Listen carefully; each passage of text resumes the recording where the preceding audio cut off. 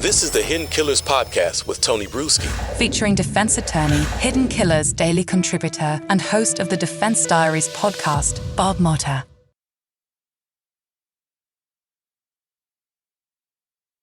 Lots of information on this case continuing to come out, and lots of seemingly almost exonerating evidence for Richard Allen, or at least evidence that doesn't point in his direction. It keeps going downhill for the prosecution of him. What's your thoughts? I know you've kind of released quite a few things on your Twitter or X over the last week on it. Where do you think things are at right now? What's your feelings on the case?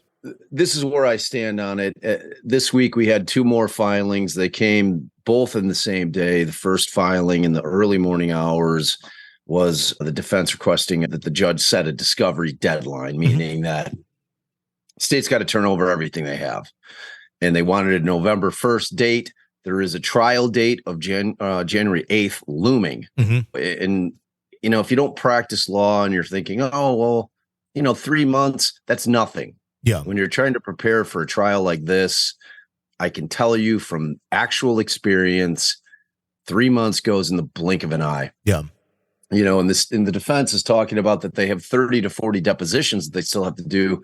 Indiana is a state, unlike Illinois, where they can depose fact witnesses and expert witnesses prior to trial, which is, I think, a wonderful thing. I think it really evens the playing field, because typically I don't get to talk to the state's witnesses, even though I have the ability to. There's nothing that prohibits me from doing it.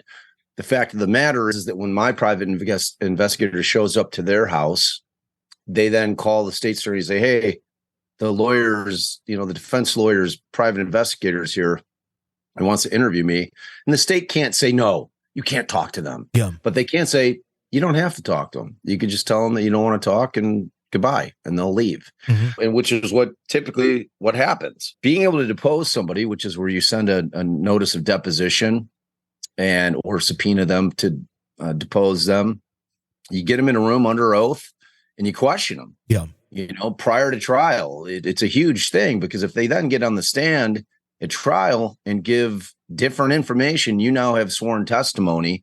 Plus, it gives you the advantage of, you know, you're not just having to rely on police reports, because a lot of times when we get police reports, you'll have cops that went out, did an interview. If it's not recorded, they took notes, and then they go back and they write a summary of it. So that summary is written through their mindset based on their notes. So it's not verbatim. Yeah. You know what I'm saying? And those kind of little discrepancies are a big deal, especially in a case where, you know, somebody's life is on the line. So they basically asked for that. And are we still on? Yeah, we're right here. God, man, my Zoom keeps messing with my head. It keeps like saying like post attendee. I don't know. Yeah. As long as we're still on, we're good. We're okay. good. So the second thing was filed, and I think it's a reasonable request. I really do. And as far as like exculpatory evidence, the state has a duty to turn that over whenever. Yeah. You know, and the other thing is that it's, you know, it's not unusual for discovery to come in phases or in dumps, as they describe it. You know, typically, like you'll get like a large chunk towards the beginning, and then a couple months later, you'll get another large chunk, and then a few months later, another. But with this, what's strange is that all the seemingly exculpatory evidence came very late. Yeah. So that, like, you know, they got all that stuff in September, and, you know, I mean, it certainly gives the appearance that the state was slow playing that discovery, hoping that the defense had already formed a theory of the case based on what they had gotten in the 9 months prior, and that they would basically just skim through this stuff. Like, to me, that's the way it plays out in my head. Yeah. Whether or not that's true, I don't know. It sure looks like that way. I'm not Nick McClelland. I don't know what he's going on in his head, because that brings us to the second motion, which was filed, which was basically adding on to the Franks memo. Okay. And it was more kind of stunning information, to be honest with you. You know, it's like there's two schools out there right now. There's those that are poo-pooing this because of the ritualistic aspect of it, and saying, "Oh, this wasn't a like a ritual sacrifice by a bunch of pagans."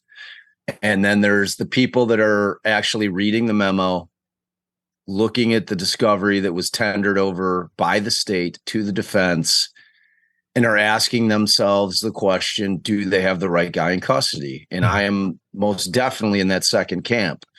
And, I've had many discussions. I had Barbara McDonald, who, did the Down the Hill podcast on my YouTube channel, which everyone should subscribe to, just Defense Diaries podcast on YouTube. And I had a fascinating interview with her. And Barbara is in the know. She knows the case. She was boots on the ground early on. And it's a great podcast. And, she's super informed about the case. And my position is this. I don't care about the Odinism. Do I think that the individuals that they named in their memo, do I think that they're interested in and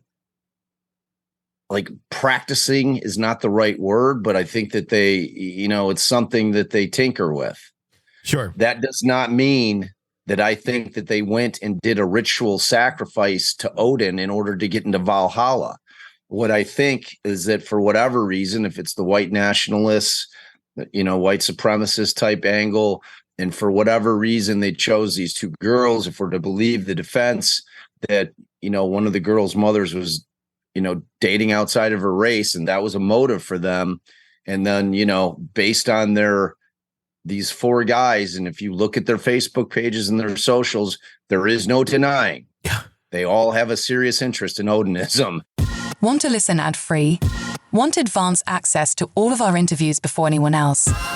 Become a True Crime Today Premium Plus subscriber on Apple Podcasts. You get every episode commercial-free. So you can binge on true crime until you can binge no more. Search True Crime Today Premium Plus on Apple Podcasts now, or go to our podcast page and sign up now. More of the Hidden Killers podcast next.